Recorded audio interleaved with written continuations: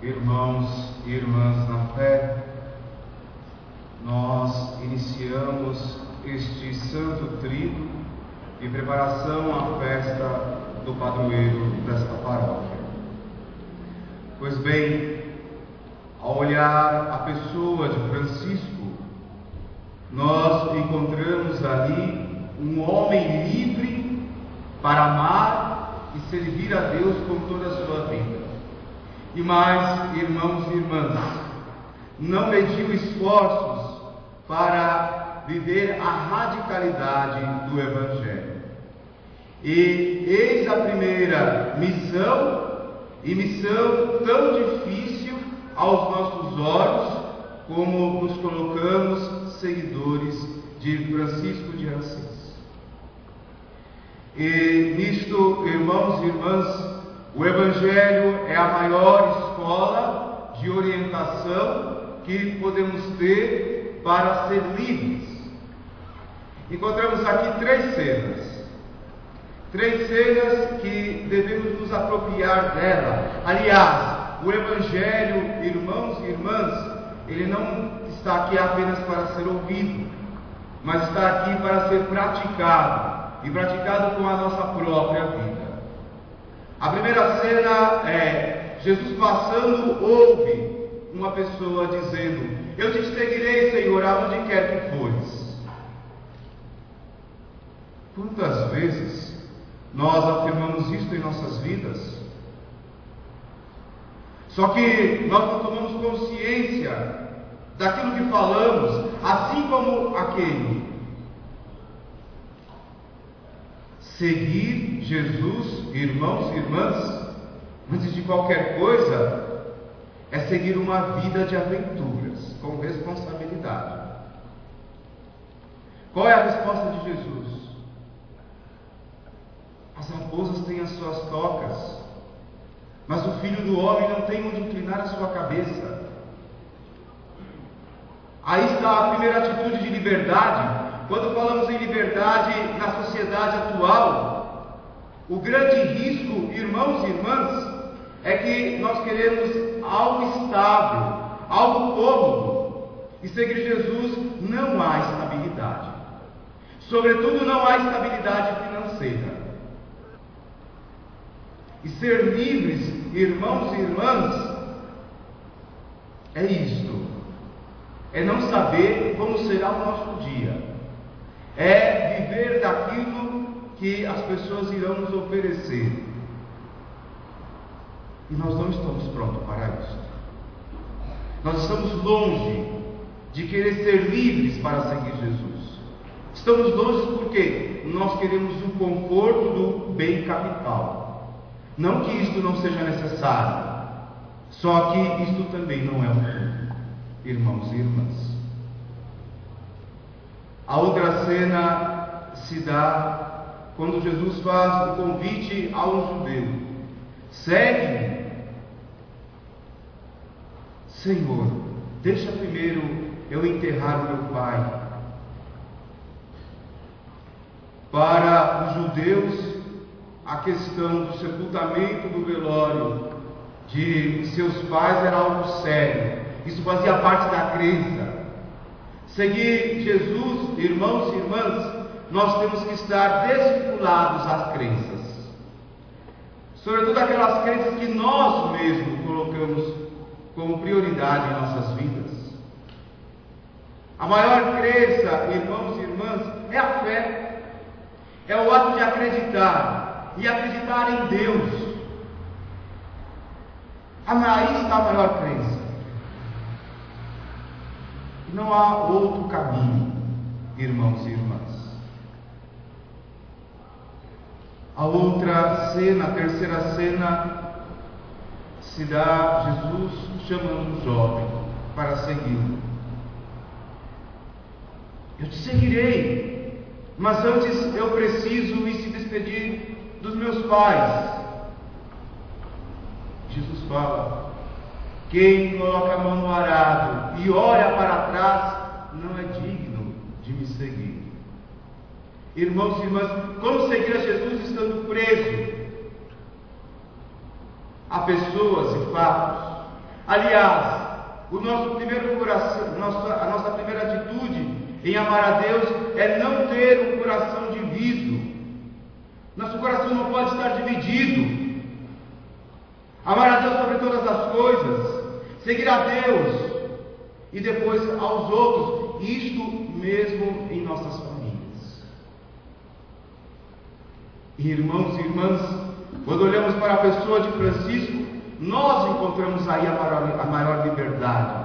Deixou tudo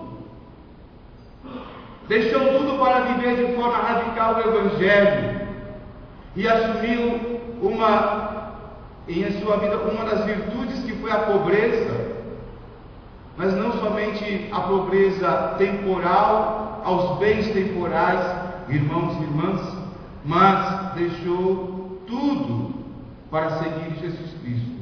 Se fez pobre, mas rico em espírito. E aí está o nosso maior convite.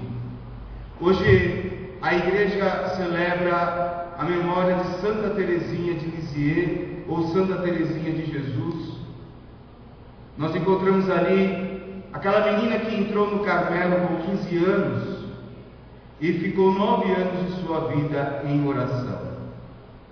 Ela é considerada doutora e virgem da igreja, mas também padroeira dos missionários e missionárias, padroeira das missões. Só que, irmãos e irmãs, como pode uma jovem ser padroeira das missões, nunca ter saído do convento? Porque ela se importou com o outro. Por meio da oração, irmãos e irmãs, ela rezou por todo o mundo e por todas as necessidades da sociedade e daquilo que estava acontecendo ao redor e aquilo que estava acontecendo no mundo inteiro. Irmãos e irmãs, olhando para Teresinha de Lisieux e São Francisco de Assis, nós temos grandes virtudes de santidade e nos levam a sair de nós e se abrir. Primeiro, a busca incansável da oração. Muitas vezes, padre, e assim diz muitos paroquianos, e acredito que nessa paróquia também, eu não sei rezar, ou eu não tenho o que rezar. Sim, todo dia, toda hora e incansavelmente nós temos o que rezar. Rezar pelas nossas necessidades, mas pelas necessidades daquilo que está acontecendo ao nosso redor. Eu não sou o ego. Eu não sou o centro da vida cristã. O centro da vida cristã é Jesus Cristo. E na pessoa do irmão e da irmã, nós devemos servir esse Jesus. Mas também, irmãos e irmãs, olhando para esses dois santos, se em um nós encontramos o serviço a Jesus no rosto dos pobres, na outra nós encontramos o serviço a Jesus por meio da contemplação.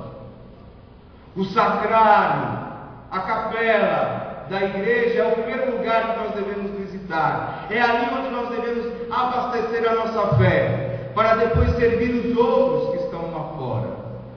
E começando a servir os outros que estão dentro das nossas casas. Essa deve ser a primeira preocupação. E é aí que nós nos tornamos livres, não nos escravizando às nossas paixões e sentimentos de ao outro, mas livre para seguir Jesus. E o seguimento aqui, irmãos e irmãs, não tem um outro caminho a não ser olhando os passos de Jesus e por meio da oração tornar os seus passos, os meus passos, os nossos passos. É aí que nós seguimos Jesus de forma livre e com radicalidade evangélica nos dias de hoje. Na primeira leitura do livro de Jó, a cena é esta, irmãos e irmãs. Jó foi um homem justo em tudo e com todos. Só que agora ele é testado. Deus o coloca à prova. E ele vai perdendo todos os bens, tudo aquilo que possui, também a sua família, as pessoas que ele ama. E seus amigos vão afirmar que está acontecendo isto com Jó, porque ele está sendo castigado por algo que ele fez na vida. E Jó vem dizer que não, ele não fez nada de errado, ele só procurou seguir e viver segundo os mandamentos, servir e amar a Deus. Mas seus amigos, com insistência, vêm dizendo: não, foram fatos na sua vida e Deus está te castigando. E Jó não pensa assim. Pelo contrário, ele vai dizer: eu não tenho o porquê acusar a Deus e não tenho nada a cobrar a Deus. Se assim Deus quer que aconteça isto em minha vida, eu vou aceitar e vou acreditar. Nós não estamos preparados para isso hoje. Aliás, irmãos e irmãs, nós só queremos milagres. Nós olhamos para Jesus e só queremos ver os milagres. Nós não queremos ver o caminho da cruz. Olhar para São Francisco de Assis, antes de qualquer coisa, é olhar um caminho árduo, um caminho difícil, onde ele teve que ir contra todos na sua sociedade, no seu tempo. Nós temos que cometer essa loucura em nossas vidas, caminhar contra os tempos atuais. Se hoje o homem deposita a sua confiança no dinheiro, nos bens temporais, nós não devemos fazer isso. Pelo contrário, nossa confiança deve ser pautada em Deus, somente em Deus e nada mais. Só que isto, irmãos e irmãs, exige o grande esforço de não deixar-se seduzir pelo mal presente. O esforço, irmãos e irmãs, de não deixar-se seduzir por todas aquelas coisas que são negativas, mas ao nosso olhar são positivas. E aí consiste o projeto de Deus. Para isto, o Salmo responsorial é um grande auxílio. Clamar o Senhor todos os dias de nossa vida, sem cessar, incansavelmente nós devemos clamar a Deus. A nossa vida deve ser uma expressão de louvor a Deus, assim como fez Francisco de Assis e Teresinha de Jesus. Não tememos, irmãos e irmãs, de louvar a Deus. Aliás, quem tem medo de louvar a Deus, quem tem medo de praticar a justiça, significa que é fraco na fé, significa que está em lugar errado. O cristão é aquele que não tem medo, porque tem o seu Senhor, e o seu Senhor é o Cristo ressuscitado. O crucificado é o ressuscitado em nosso meio. E foi isto que inspirou São Francisco ser livre, e é isto que nos deve inspirar a sermos livres. Busquemos a liberdade, irmãos e irmãs. Busquemos a liberdade em Deus, somente amá-lo e servi-lo, sobretudo, e aí está a maior exigência desta paróquia, no rosto dos pobres e sofredores. Que o Espírito Santo nos ilumine e a Escritura, irmãos e irmãs, seja a cada dia para nós o maior exercício de nossa